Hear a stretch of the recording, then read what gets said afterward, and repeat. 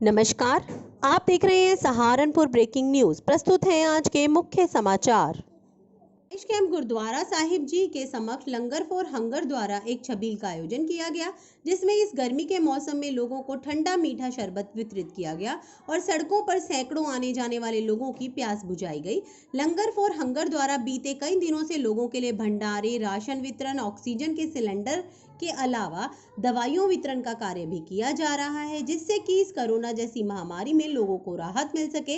इस कार्यक्रम में मुख्य रूप से मोनू नरूला, सोनू नरूला, ऋषभ, पंकज कालड़ा, टिंकू अरोड़ा, जॉनी पंकज, हर्षित, शेरू, अनिल आदि लोग शामिल रहे।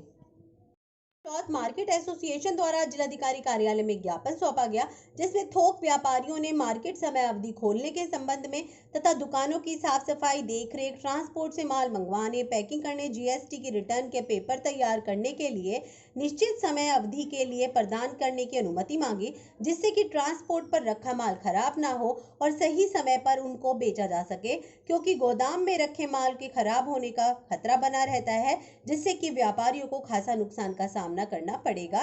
ज्ञापन देने वालों में संजय अरोड़ा, अजय कालड़ा, धर्मेंद्र खन्ना, दीपक सचदेवा, रमेश अरोड़ा आदि लोग शामिल रहे। संजय अरोड़ा, चेयरमैन रायवाला कपड़ा मार्केट। हम सब लोग काफ़ी दिनों से प्रयास में लगे थे क्योंकि हमारा जो कपड़ा है वो कुछ समय बाद उसमें ऐसा दुपट्टा या ऐसा कपड़ा होता है कि जिसमें कुछ समय बाद ना उसमें कीड़े लगने के चांस रहते हैं, और कुछ ये होता है कि जो हमारा कपड़ा कॉटन का होता है ये अप्रैल, मई, जून में बिकता है। अगर इसको इस दौरान नहीं निपटाया जाता तो इसको एक साल के लिए हमें स्टॉक करना पड़ता है, जो व्यापारी के लिए बहुत नुकसानदायक होता है। इस विषय पे हम कई बार डीएम साहब से मिले, उन्होंने हमें आश्वासन दिया था, लेकिन कोई उनकी परिस्थितियाँ रही होंगी कि वो हमें नहीं समय दे पाए। आज हमें आश्वासन मिला है कि कल से बाजार खुलने के पूरे चांस हैं। अगर नहीं खुलता है तो फिर आगे क्या स्टेप रहेगा? नहीं, इसमें 100% खुल जाएगा, इसमें कोई अब किंतु परंतु नहीं है। ऑल इंडिया शोषित हमारा आम दल निषाद पार्टी के कार्यकर्ताओं ने मुख्यमंत्री उत्तर प्रदेश के नाम जिलाधिकारी कार्यालय में एक ज्ञापन सौंपा।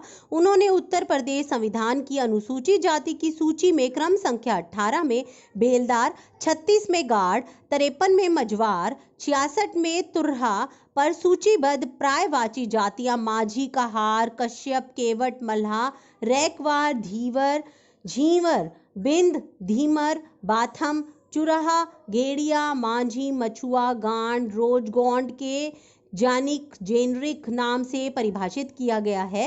अतः प्रमाण पत्र जारी करने की मांग की, जिससे कि इन जातियों को भी लाभ मिल सके। ज्ञापन देने वालों में मुख्य रूप से संजय कुमार निषाद व अन्य साथी शामिल रहे। जयपाल सिंह कश्यप। आज किस संबंध में ज्ञापन देने हैं? किस संबंध में ज्ञापन देने हैं? हमारा जो है एससी का आरक्षण जो है मिला हुआ है संविधान में, उसका प्रमाण पत्र जारी नहीं हो पा रहा है।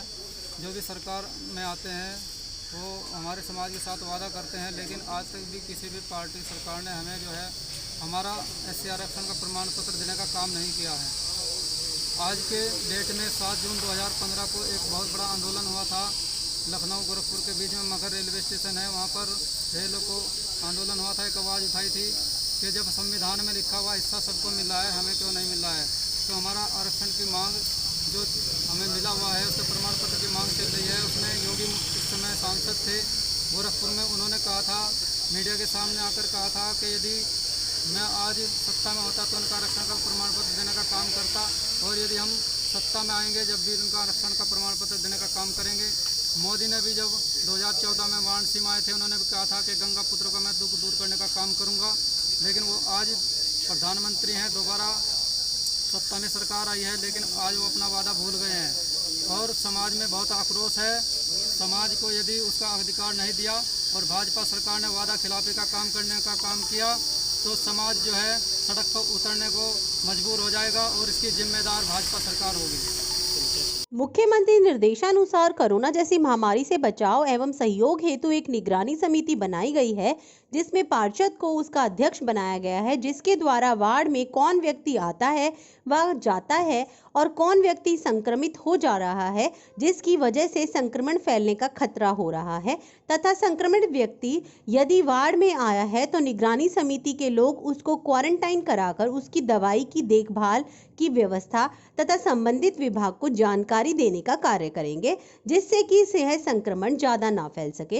इस निगरानी समिति द्वारा आज खान आलमपुरा प्राथमिक विद्यालय में वृक्ष लगाए गए तथा आशाओं को वार्ड में वितरण हेतु दवाइयां दी गई, जिससे कि महामारी से लोग बच सके।